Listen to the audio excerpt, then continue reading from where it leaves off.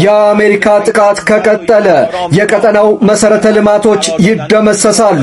አሜሪካ በኢራን ላይ የምታደርገውን መጠነ ሰፊ ጥቃት የምትቀጥል ከሆነ በሳውዲ አረቢያና በተባበሩት አረብ ኤምሬትስ የሚገኙ ስትራቴጂካዊ መሰረተ ልማቶች ሙሉ በሙሉ እንደሚደመሰሱ ቴህራን አስጠነቀቀች። የኢራን ከፍተኛ ወታደራዊ እዝ ቃል አቀባይ ኢብራሂም ዞልፋጋሪ ዛሬ በሰጡት መግለጫ ዋሽንግተን የኢራንን የኃይል ማመንጫዎችና ድልድዮች ኢላማ ለማድረግ የምታስበውን እቅድ ተግባራዊ ካደረገች የቀጠናው መሰረተ ልማቶች በኢራን ጦር ብርቱ የአረብ ብረት ምቶች ይደመሰሳሉ ብለዋል። ቃል አቀባዩ አክለውም አሜሪካ በስትራቴጂካዊ የሆርሙዝ ወሽመጥ ላይ ጣልቃ እንድትገባ በምንም መልኩ እንደማይፈቀድ ገልጸው የውጭ ኃይል በወሽመጡ ላይ የሚያደርገውን እንቅስቃሴ አንታገስም፣ ይህ የማይደፈር ቀይ መስመራችን ነው ሲሉ አስጠንቅቀዋል። ሌሊቱን ኢራን እንዴት አድርጋ የባህሬንን ሰማይ እንዳበራችና እንዴት የባህሬን ሰማይ በኮከብ እንደሞላታቸው ኮከብ ማለት ሚሳኤል ነው እንግዲህ እንደሞላችሁ የምትመለከቱበት ነው። ለአራተኛ ቀን ቀጥታ ወር ደግሞ ለአራተኛ ቀን ስትሬት የኢራን ላይ የሚደረጉ ስትራይኮች ወር ደግሞ ኢራን ላይ የሚደርሱ ጥቃቶች በአሜሪካ ኢንቴንሲፋይ ነው ቀጥለዋል። የምትመለከቷቸው እንግዲህ ብሪጆች እና የተለያዩ ድልድዮች የተቃጠሉበትና የተመቱበት ሰዓት ነው። የተለያዩ ሲቪሊያን ኢንፍራስትራክቸሮች ወር ደግሞ የተለያዩ ዜጎች ሊጠቀሙባቸው የሚችሉ ሲቪሊያን ኢንፍራስትራክቸሮች ልክ እንደ ብሪጅ ልክ እንደ የተለያዩ የመንገድ ቦታዎች ምናምን ነው በትናንትናው ዕለት ምሽት ስትራይክ ውስጥ ተካተው የነበሩት። ከዚህም በተጨማሪ በተለያዩ የኢራን ከተሞች ላይ የተለያዩ የአርጂሲ ቤዞች ደግሞ የአርጂሲ የኢራን ሪቮሉሽናሪ ጋርድ ኮር መቀመጫዎች እንደዚሁም ጥቃት ደርሶባቸው ነበር። ከኮስታል ከተሞች ደግሞ ከወደብ ከተሞች እንግዲህ ወደ ውስጥ በጣም ጥልቅ የገቡ የነበሩ ጥቃቶች እንግዲህ በታምራው ተካሂደው ነበሩ። እዚህ ጋር ከነበሩ ወደብ ከተሞች እንደምታዩት ውስጥ ድረስ ገብተው እንግዲህ የነበሩት ስትራይኮች ሶስታም አካባቢ የነበረው አንድ ድልድይም የትላንትና ጥቃት ሰለባ እንደነበር ተነግሯል። እንደምትመለከቱት ከባባድ መኪኖች ምናምን የሚያልፉበት አንድን ከተማ ከአንድ ከተማ የሚያገናኝ ድልድይ ነበረ። ድልድዮች እንግዲህ ኢራን የተለያዩ ሚሳይሎችን ከቦታ ቦታ ለማንቀሳቀስ ወደ ላውንች ሳይታቸው ለማምጣት ከዚህም በተጨማሪ ደግሞ ድሮኖችን ለማንቀሳቀስ ይጠቀሙባቸዋል።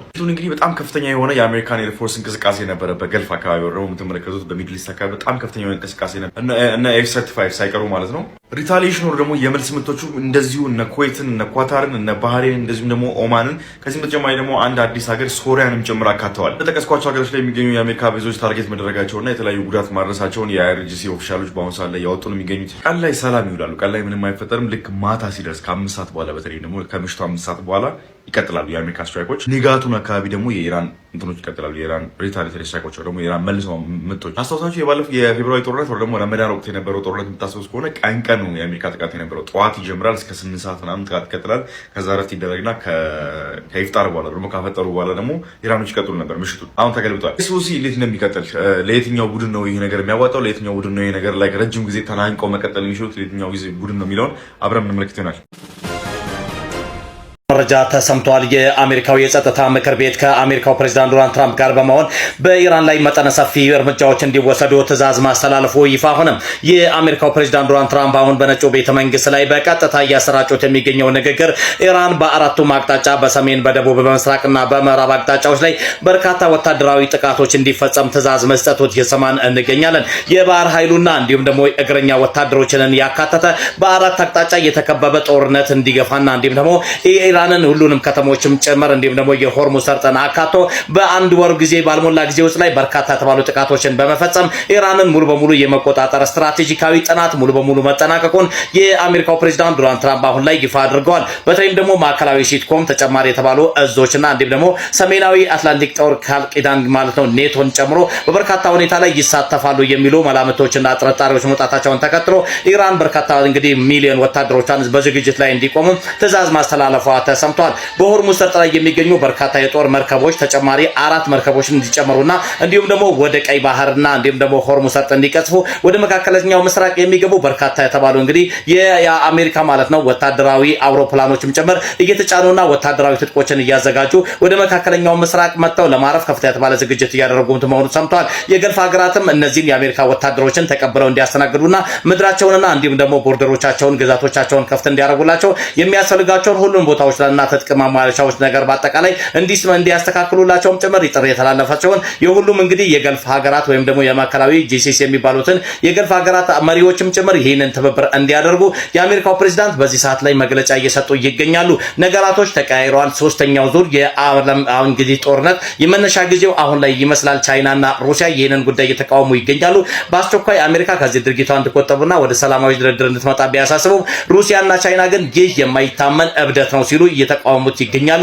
የኢራኑ ፕሬዝዳንት መስዑድ ፔሽካኒ ጥቃት እንደደረሰባቸው ይሰማን እንገኛለን። ነገር ግን እስካሁን የጥቃቱ መንስኤና የት እንደደረሰባቸው ምን ጉዳቱ መጠን ምን እንደሆነ በይፋ የተገለጸ ነገር የለም። ሆኖም ግን ዛሬ ሆርሙዝ ሰርጥ ላይ የሚደረገው ነገር በርካታዎችን ያስገረመ ሲሆን በርካታ የአሜሪካ የጦር መርከቦችም ወደ ሆርሙዝ ሰርጥ መጠጋታቸውና በርካታ ወታደሮችም ወደ ገልፍ ሀገራት ላይ መተው መክተማቸውን ይህም ደግሞ በገልፍ ሀገራት የገልፍ ሀገራትን ምድር በመጠቀም እግረኛ ወታደሮችም ጭምር ወደ ሆርሙዝ ሰርጥ በመጠጋት የባንድራባስ ዋናኛውን ደሴት መቆጣጠርና በባንድራባስ ላይ በርካታ ተባሉ እንግዲህ ወታደራዊ ትጥቆችን በማሟላት እንዲሁም ደግሞ የሄሊኮፕተር ማረፊያዎችን ከፍት በማድረግ በኢራን ምድር ላይ የሚደረገውን ጦርነት በከፍተኛ ሁኔታ ላይ በርካታ ሚሊዮን የሚቆጠሩ ወታደሮችን አሜሪካ ለማፍሰስና እግረኛ ወታደሮቿን አስገብታ ጦርነት ለማስጀመር ዝግጅቱን ማጠናቀቋን ትራምፕና እንዲሁም ደግሞ ካቢኔያቸው በዛሬው ዕለት ይፋ ሰጥቷል። ታዲያ አሁን ላይ ጦርነቱ ወዴት እያመራ ነው የሚለው ነገር በርካቶችን ያስገረመ ሲሆን በሚሊዮኖች የሚቆጠሩ በርካታ ከ10 ሚሊዮን በላይ እንግዲህ የአይአርጂሲ አባል ወታደሮችም ጭምር ከባህር ኃይል ጨምሮ በሁሉም አቅጣጫ ላይ በዝግጅት ላይ እንዲቆሙና በተጠንቀቅ እንዲቆሙ ልምምዳቸውንም እንዲቀጥሉ ኢራን ትዕዛዝ መስጠቷን ተከትሎ አሁን ላይ ጦርነቱ መልኩን መቀየሩን እየሰማን እንገኛለን። የአሜሪካ ጥቃት ከቀጠለ የቀጠናው መሰረተ ልማት ይደመሰሳል ስትል ቴህራን አስጠንቅቃለች። አሜሪካ በኢራን ላይ የምታደርገውን መጠነ ሰፊ ጥቃት የምትቀጥል ከሆነ በሳውዲ አረቢያና በተባበሩት አረብ ኤምሬት የሚገኙ ስትራቴጂካዊ መሰረተ ልማቶች ላይ ሙሉ በሙሉ እንደምትደመስስም ቴህራን አስጠንቅቃለች። የኢራን ከፍተኛ ወታደራዊ እዝ ቃል አቀባይ ኢብራሂም ዞልፋጋሪ በሰጡት መግለጫም ዋሽንግተን የኢራንን የኃይል ማመንጫዎችና ድልድዮች ኢላማ ለማድረግ የምታስበውን እቅድ ተግባራዊ ካደረገች የቀጠናው መሰረተ ልማቶች በኢራን ጦር ብርቱ የአረብ ብረቶች ይደመሰሳሉም ብለዋል። ቃል አቀባዩ አክለውም አሜሪካ በስትራቴጂካዊ የሆርሙዝ ወሽመጥ ላይ ጣልቃ እንድትገባ በምንም መልኩ እንደማይፈቅድ ገልጾ የውጭ ኃይል በወሽመጡ ላይ የሚያደርገውን እንቅስቃሴ አንታገስም፣ ይህ የማይደፈር ቀይ መስመራችን ነው ሲሉ ማስጠንቀቀዋል። ይህ የቴህራን ጠንካራ መግለጫ የወጣው በሆርሙዝ ወሽመጥ ላይ የተፈጠረውን ቀውስ ተከትሎ በአሜሪካና በኢራን መካከል ያለው ወታደራዊ ውጥረት በከፍተኛ ደረጃ በናረበት ወቅት ነው። ኢራን አልቆላታል በማለት እንግዲህ የአሜሪካ ሴንትራል ኮማንዶ ይህንን ቪዲዮ በማህበራዊ ትስስር ገጹ ላይ እያጋራ ይገኛል። እንደሚታወቀው እንግዲህ አሜሪካና ኢራን ጦርነት ውስጥ ከገቡ ትንሽ ሰነባብተዋል። በዚህ ሰዓትም እንግዲህ የአሜሪካ የባህር ኃይል እንዲሁም ደግሞ የአሜሪካ ማዕከላዊ እዝ ማለት ነው የተለያዩ መግለጫዎችን ያወጣ ይገኛል። ወደ ኢራን የተለያዩ ዌቮችን ስትራይክ አድርገናል፣ እንዲሁም ደግሞ የተለያዩ ጥቃቶችን ሰንዘረናል በሚሳይል እንዲሁም ደግሞ በድሮኖች ማለት ነው። ኢራን ተደብድባለች በማለት የተለያዩ መረጃዎችን እያጋሩ ይገኛሉ። ይጥቃት እንግዲህ በኢራን በተለያዩ አካባቢዎች ላይ በማረፍ ማለት ነው ጉዳት እያደረሰ እንደሆነ ነው መረጃዎች እየወጡ የሚገኙት። ከኢራን በኩል የወጡ መረጃዎች ባይኖሩ እንኳን በዚህ ሰዓት ግን ኢራን ማለት ነው በአሜሪካ ሚሳይሎችና ድሮኖች እየተደበደበች እንደሆነ ነው እየተነገረ የሚገኘው። እንደሚታወሰውም እንግዲህ በዚህ ሳምንት ብቻ ኢራን ማለት ነው 5 የሚደርሱ የተለያዩ የአሜሪካ የጦር ቤዞች ይገኙበታል የተባሉ ሀገሮች ላይ ጥቃት ሰንዝራ በተለይም ደግሞ ማለት ዮርዳኖስ ላይ የሚገኘው የአሜሪካ የጦር ቤዝም እንግዲህ ሙሉ ለሙሉ መውደሙ ነው እየተነገረ የሚገኘው። አሜሪካም ለዚህ ምላሽ ለመስጠት እንዲሁም ደግሞ ከሰሞኑን ለተመታባት ለራሷ መርከብ ማለት ነው ምላሽ ለመስጠት ነው ይህንን ጥቃት እየሰነዘረች እንደሆነ እየተነገረ የሚገኘው። አሜሪካና ኢራን አሁን አሳሳቢ ሁኔታ ላይ ደርሰዋል። ዶናልድ ትራምፕም የአንድ ሳምንት ጊዜ ለኢራን ተደራዳሪዎች ጊዜ መስጠታቸው ይታወቃል። በዚህ ሰዓትም እንግዲህ ሰርጡ ተዘግቷል። እንዲሁም ደግሞ ኢራን ምላሽ ትሰጣለች ተብሎ ይጠበቃል። በዚህ ጉዳይ ላይ አዳዲስና ተጨማሪ መረጃ የማገኝ ከሆነ አጋራችኋለሁ። ፕላስ ምልክቱን ተጭናችሁ አብራችሁኝ ዋሉ። መልካም ቀን ይሆናላችሁ።